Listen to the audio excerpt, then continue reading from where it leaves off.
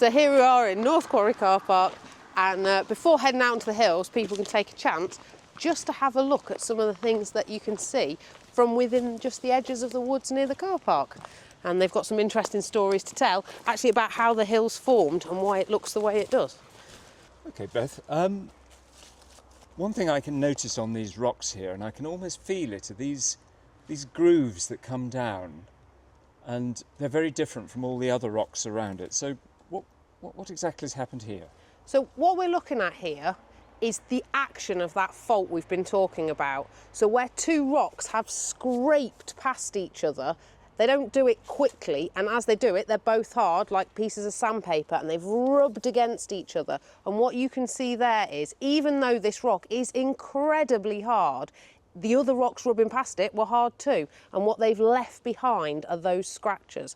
And as you feel them, in some places you might spot them, in other areas, usually the light level's a bit low, so later in the day suddenly you'll think, oh, what's that mark over there?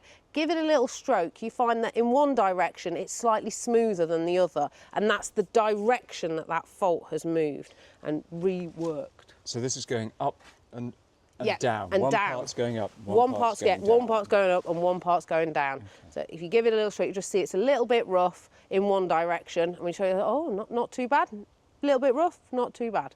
So that's how you decide. That's true of slicken sides wherever you find them, that one direction will be slightly rougher than the other. And slicken sides are what we call these scrapes. Yes, so slicken sides, they're just the name we give to where one rock has rubbed over the other and the marks, the grooves it's left behind. Okay, so this is in a fault. It's a great name because it really does, it sounds like what it is. It really does, as they slide over each other. But these rocks are very hard, so you don't see them everywhere. I mean, the Malvern rocks are really, really hard, and so you don't catch the glimpses of these.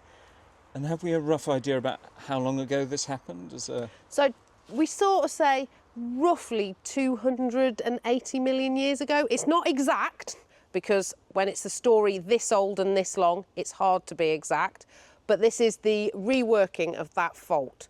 Okay, so even I can see that this is very different from the usual Malvern rock, and I can see these sharp little bits of rock sticking out amongst something else. What am I looking at here? So what you're looking at here, you've spotted the big secret, which isn't a secret at all.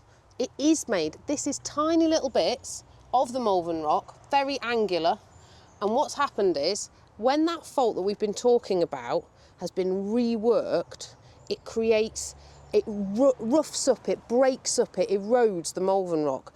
Faults are huge amounts of energy, but the Malvern rock is very hard, so it takes a long time to wear down.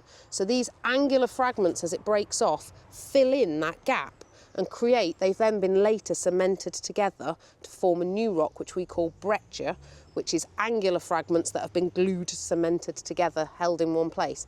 And this is a fault breccia because it's formed on that gap with the fault, so where the rock just behind this, we'll have the Malvern rock, solid, and then just here we would have had the other bit that's now moved away. But in between, this fault breccia's formed, and it's another one of those clues we have to the fact that there was a fault here and telling us part of the story. So we've got slicken sides in one place which showed us where the rocks had scratched each other. Here we've got an infilling bit that started to infill, just made from the debris that broke off in that really fierce movement and have then cemented and glued together to create this. So it's another part of that story. So is the cement, the bits between these bigger bits, is that the same rock as the Malvern Hills, or is that something else? Very slightly later. The Malvern Hills rock really doesn't dissolve well. It's too hard. And it's sort of glued them together, these fragments. So it's happened slightly after that, but they've broken off and then glued together later. But the Malvern rock does not dissolve. And all this is happening, what, about 100 metres away from where we were looking at the slicken sides? It's about 100 metres. It's a fairly hefty patch of it in this area, just in the North Quarry car park. And you can see all these bits, they're very angular and sharp. And that's because they were broken off in a vicious event, but they haven't then eroded or worn away. They've been sat and glued together with this later cement.